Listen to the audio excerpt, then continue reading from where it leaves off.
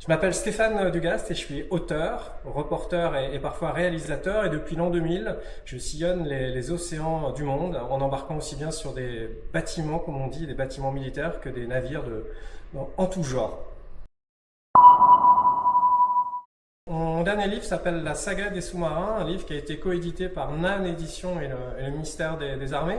Ça a été un travail où j'ai raconté la saga des sous-marins d'hier, d'aujourd'hui et même de demain. Je pensais tout connaître de cette histoire des sous-marins. J'avais peut-être trop lu 20 000 lieues sous les mers de Jules Verne. Toujours est-il que cette histoire de ces humains qui veulent envoyer un submersible sous l'eau avec le noir absolu, avec la pression, ça a été des contraintes techniques, ça a été des contraintes physiologiques. Il y a eu beaucoup d'échecs, il y a eu des réussites et c'est toute cette histoire que j'ai voulu retisser depuis même l'Antiquité avec une cloche jusqu'aux sous-marins nucléaires lanceurs d'engins dernière génération et ce qui pose une histoire qui est tout simplement passionnante.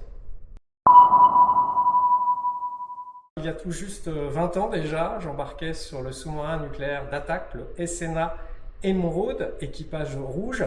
Et cet embarquement à bord du sous-marin a été un des embarquements les plus singuliers, évidemment, les plus marquants, puisque j'ai embarqué pour une patrouille. C'était une petite patrouille, pas de 90 jours, mais de 30 jours. Et j'ai quitté le port-base de Toulon en allant sous l'eau, je ne sais où. J'ai compris à un moment qu'on passait le détroit de Gibraltar. Et j'ai passé un mois à vivre avec 70 marins, à partager leur quotidien. Ils étaient par bordées, donc ils travaillaient tous les 6 heures avec un rythme intense, des exercices avec d'autres marine. Et à un moment, le commandant, au bout de plusieurs jours, m'a dit Stéphane, tu peux venir, on va faire une remontée périscopique. Donc on va remonter à la surface, un petit peu comme dans le film Le Chant du Loup.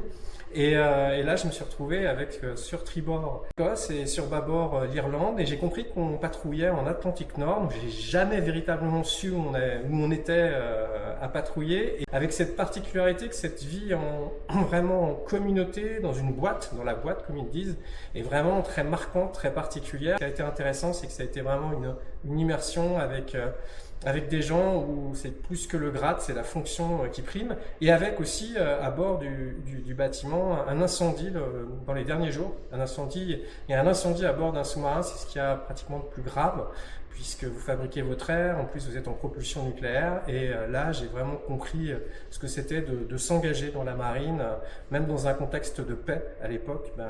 Si un accident survient, peut survenir le pire. Donc je me suis beaucoup documenté, j'ai pris tout ce que j'avais en source ouverte, j'ai enquêté, mené une véritable enquête au long cours et je sais par expérience, pour avoir fait plusieurs livres, une vingtaine maintenant, que c'est le plan qui va déterminer vraiment l'ossature de ces livres illustrés. Je me suis pas du tout inquiété ou en tout cas intéressé sur l'iconographie que je savais abondante, et donc tel l'artisan, tel le potier, j'ai pris toute ma matière et j'ai commencé à la sculpter, à élaguer, et j'ai rassemblé tout ce matériel pour raconter une saga, ce qui est finalement dans mon œuvre littéraire quelque chose que je fais souvent. Ces histoires, quand on prend de la hauteur et qu'on y insuffle un peu de son vécu et qu'on sait vulgariser, c'est là qu'on devient intéressant et j'espère passionnant.